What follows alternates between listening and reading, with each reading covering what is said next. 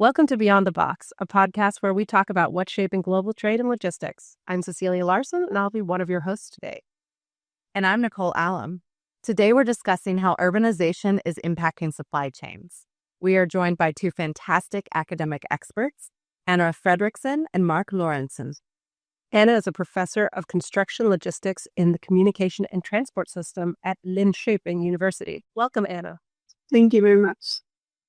And Mark is Associate Professor of Innovation, Entrepreneurship, and Industrial Dynamics at Copenhagen Business School. Welcome, Mark. Thank you. Lovely to be here. I'm very happy to have both of you here. And we love talking about urbanization as it relates to supply chains. We really enjoy urbanization. We do. What is the current global urban landscape, and are we seeing more people moving towards cities? Yes, I would say that we can still see this urbanization continuing, and I think it will continue. That's what all the experts within those streams say as well. And of course, that will affect how we organize our supply chains, because where we have the people, we have to also organize the flow of resources to these points. And the more people we have in the same point, the more flows have to be coordinated and integrated at the same point. And what about you, Mark? What do you think? Fully agree. I mean, it's a fact that urbanization has been an integral part of the growth of civilization from the very beginning, and that trend is only intensified this later years with the advent of a lot of technologies that facilitate both transportation but also communication when we are in different locations. So it becomes less of an issue to be agglomerated in cities around the world. But maybe I should add one thing, and that is, of course, that the advent of urbanization, at the advent of larger cities and urban agglomeration and so on, certainly puts up demands for supply chains. But supply chains and connectivity, logistics and so on have actually been a driver of the very urbanization we're talking about. So the relationship goes both ways. And also the way that cities connect, and logistics companies and transportation companies and communication companies play a central role here, play a big role for which cities become most livable and most successful and most economically central in various industries. So that's very exciting, challenging two-way relationship between urbanization and supply chains, if you will. Because as we see people move from countryside towards the cities, we've seen this development of megacities. But where do you guys think we're going to see new developments of megacities? I'm actually trained as a economic geographer before I became a business school professor. So I think we should remember that megacities, at least the definition that's usually made, is a special kind of animal. I mean, it's a limited number of 25 or maybe 30 cities, more than 10 million inhabitants. So in some ways, that is it's a special category of cities. The most, and of course, that with that there comes a lot of very particular challenges. But also these megacities are quite different in the challenges that they pose and the history and actually also their sprawl, their spread over the landscape and so on. I think the most interesting development are the cities that are 1 or 2 tiers below that. Because now we have hundreds and hundreds of cities that are more than 5 million, whereas the mega cities are typically 10 million plus. Shanghai, Delhi, Tokyo, New York, Moscow, and so on. But the cities of 5 million plus, that's where we have London, Paris, and so on.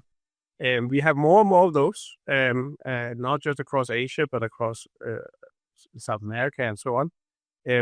And they are becoming the new norm, if you will. So I think it's there where we see the greatest challenges. Wow, I hadn't even thought about the fact that obviously there's the level below, and those are the ones that are developing almost quicker than megacities. Anna, do you have anything to add to that? I think in general, it's important to remember when we talk about very, very large cities, megacities or large cities, is the fact that it's not only the thing of getting things to the city and away from that city, but also to move things within the city. And the more development you have within the city, the more projects going on at the same time, the more conflicts or competition there will be of the infrastructure within the city, which in some way limits the growth level actually, because there would be so much congestions and delays connected to the development that it will actually impact how quickly we can grow as a city. And as Mark says, that might be one of the reasons that limits the number of megacities and then put competitive advantages to these more large cities. I think you raise an enormously important question here, that the question of what we could call internal or local connectedness between the different parts of the cities, and not just the connectedness, as I alluded to before, between the cities, global connectedness. And that is a problem that is, of course, very acute in most of the mega cities. Some of them have been splitting up to urban agglomerations that are sort of, so if you take Delhi and Moscow and Tokyo, they are in effect several cities, Los Angeles. They are in effect several urban agglomerations that each have their own problems, and then they're connected together in a mega city. But even in the smaller tiers of cities of 5 million plus, we see these challenges of how the cities are locally connected. That is a logistical problem, but it's also a geographical problem, if you will. But it's also a social one. To get back to the question of logistics. And logistics companies, that ultimately also poses a challenge, of course, for the role that these companies play for shaping the cities, both the less attractive outer parts of them, but also how they actually connect them and make the cities play particular roles in connection to each other. I think what you bring up here is very important also, because we have, at least in Europe, we can see that there is a lot of focus within urban planning have been on mobility. And that's good. That's what we want. However, as you ignore logistics, and logistics have been ignored. It's like if you look at the largest cities, the ratio of urban planners working with mobility is almost like 10-1 for logistics. However, there is a very tight relationship between the mobility and the accessibility of logistics, because we usually travel to get hold of goods, or goods need to come to us as the change have become with e-commerce. And if these are not planned jointly, there will have a conflict of mobility and logistics, which is a little bit what we can see on these outskirts of the cities where we have the locational logistics companies around. You guys both actually talked about, how do you see space at a premium suddenly, warehousing and urbanization going hand in hand? What are the developments we're going to see within that scope? I think we will see two directions pretty much. We will see more of the city distribution, last mile distribution things, which is much driven by new types of modalities like bikes, boats, and electrical vehicles, which of reasons of weight are much less smaller than the low mile vehicles. Then you need a warehouse, which will not be that big actually, but much more locally located in these like different small city centers that Mark talked about. When you have a city that distributes itself into different city centers, then you will have the local warehouses located to these city centers, and then you will have a local distribution with smaller vehicles moving around. That's one development happening, but that is mainly for package deliveries, like small queue things. And as I said from the beginning, I'm professor of construction logistics. Then we are in much more heavy things, bigger things, bulk materials, and there we can see another, actually a little bit the same process happening, because there you want to have circularity of construction materials, which means that it's heavy, it's low value things, then you don't want to move it such a distance. So what happens in urban planning today is that the urban planners actually start saving land for storing these kind of materials until they can be used the next time. Previously, these have been moved outside the city and then moved back, which generate a lot of emissions and transports just for something which should be environmental friendly, and then per se don't become environmental friendly. So circularity have so far had a lot of negative side effects. But if these locations are located in a good way, that means close to where it's going to be used and where it's generated, then it's going to be much more environmental friendly.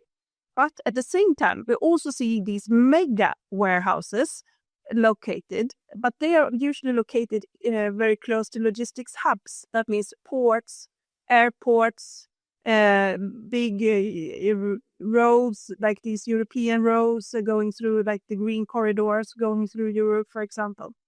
And then we have these mega warehouses then forwarding things to the local warehouses. So, and this have been a process going on, I would say, since the 90s, where we started talking about central warehouses and then have distributed pools. However, what's new and happening now is that these local warehouses are, because of demands from the local municipalities, starting to be shared between different actors. Previously, everyone had their own, but that would be very expensive and take up a lot of land. So now they're starting to think, oh, how can we share these warehouses in a good way? And then we have the more IT infrastructure, or the information sharing will become a much more important thing, because then we need to keep it aside, note whose package is whose package and where is it going and so on. So then it will become much more automated as well. So that's what I can see happening, at least for the moment. So we've seen major crises in the last 10 years and challenging supply chains as well as businesses. How do you see future urbanization meeting these needs? These crises is happening, like the Suez crisis or the congestions of different ports and so on, as well as the war in Ukraine, which is almost a forgotten supply chain crisis, at least. I don't know if you talk in Sweden, we talk about it rather a lot, because we had a lot of wood coming out of Ukraine and a lot of subcontractors working there, which had to be relocated. So what we can see on a general trend is that we have had like 20 years where we had what we call global for global. We had global production, global distribution for global consumption. So things going everywhere. And what happened recently last 10 years, I would say, and which was speeded up by the pandemic, is that we see more regional for local, meaning that we want to protect production within different parts of the world. So Europe start building up their ability to produce certain things again, which we willingly gave away to China 20 years ago.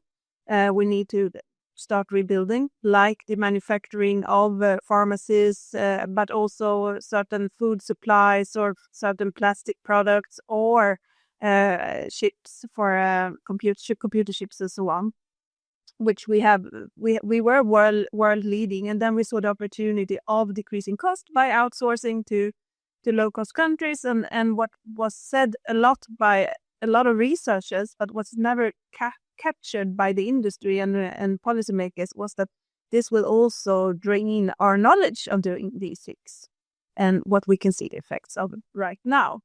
And then also the risks. The longer supply chains you have, the more risks you build into your supply chains, because the more borders, longer distances you will need to tackle, and the more things can happen. That's pretty much the reason behind the increase of risk. So I would see what will happen is that we will see a increased focus on ability to actually be self-sustainable in one sense within the neighborhoods of at least regional level. And I would say now, since we are on a Nordic level here, I would say that one such level is perhaps Northern Germany, Baltic countries, Sweden, Denmark, Norway, a little bit UK perhaps, Northern Europe. That's one area where we can see that we can, without too much disturbances, distribute things within, and hence that's one level. And then we're going to have Southern Europe and so on. And so we will be much more careful of our own resources actually, and protect it. That's what's happening. And one thing to add to that, and I think that you described the economic forces and the economic risks that are driving this process. You'll see more regional to regional and regional to local. But we shouldn't forget that at the political level, so geopolitics is suddenly becoming, which was a forgotten discipline for many years, is suddenly becoming central. And there will be a huge political pressure and drive to new alliances, new regional formations, and a very direct pressure on logistics companies to serve certain areas in certain ways. I think we'll see much more hand-on political involvement with the way that logistics companies are serving on the regional level. They were very much a handoff policy. Politics earlier, and regulation was basically deregulation. That was trying to pave the way for global to global distribution and remove barriers as much as possible. And suddenly, yes, it's true, some barriers have risen again for horrible reasons. But there's now also political drive to try and reconfigure the system. And I think very challenging and potentially also exciting development. In line with our looking at the future, how do you foresee urbanization, space utilization, like warehousing, looking for energy efficient solutions? And how important do you foresee that being within logistics, Anna? I think if I put it like this, energy efficiency had always been a question because energy is costly. But there will be, what we can see happening is when we are electrifying things, is that suddenly energy access will be a much more important question. So what kind of accessibility or what kind of power supply is going into this specific point where I want to locate my warehouse? So I don't know how much you have seen that happening in Denmark, perhaps, but in Sweden we have had this very much going north.